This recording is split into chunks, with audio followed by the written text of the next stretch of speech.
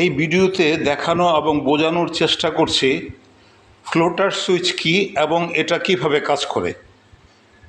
আমরা জানি পানির ট্যাঙ্কের মধ্যে এই ধরনের ফ্লোটার সুইচ বা ফ্লোট সুইচ ব্যবহার করা হয়। পানি যখন সবচেয়ে নিচে নামবে, পানির ট্যাঙ্কের নিচে নামবে, তখন এই ফ্লোটার সুইচটা নিচের দিকে নামবে এবং পানির পাম্প চালু করে দিবে, এবং এটা যখন উপরের দিকে উঠবে তখন পানির পাম্পকে বন্ধ করে দিবে। এইভাবে এই ফ্লোটার সুইচটি কাজ করে। এই ফ্লোটার সুইচের ভিতরে একটি সুইচ রয়েছে যে তার 2A সুইচের মতো এটা কাজ করবে।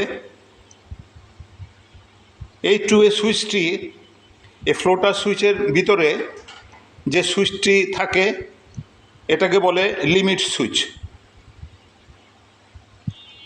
এখানে এটার কানেকশন মোটামুটি দেওয়া আছে। এখানে এই ফ্লোট সুইচের ভিতরে একটি লোহার বল থাকে। যখন এর নিচের দিকে নামবে তখন এটা অন করে দেবে, এবং যখন উপরের দিকে উঠবে তখন এটাকে অফ করে দিবে। এইভাবে এই ফ্লোটার সুইচটি এভাবে কাজ করে। এটার মধ্যে 3টি তার রয়েছে। একটি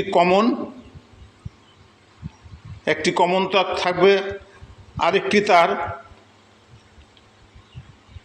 ফ্লোটার সুইচ যখন নিচের দিকে নামবে তখন একটি কাজ করবে, অন হবে, এবং এই ফ্লোটার সুইচ যখন উপরের দিকে উঠবে তখন আরেকটি তার কাজ করবে। অর্থাৎ এটার মধ্যে 3টি তার এরকম থাকবে। এখানে আমাদের ফ্লোটার সুইচের যে কানেকশন রয়েছে এটা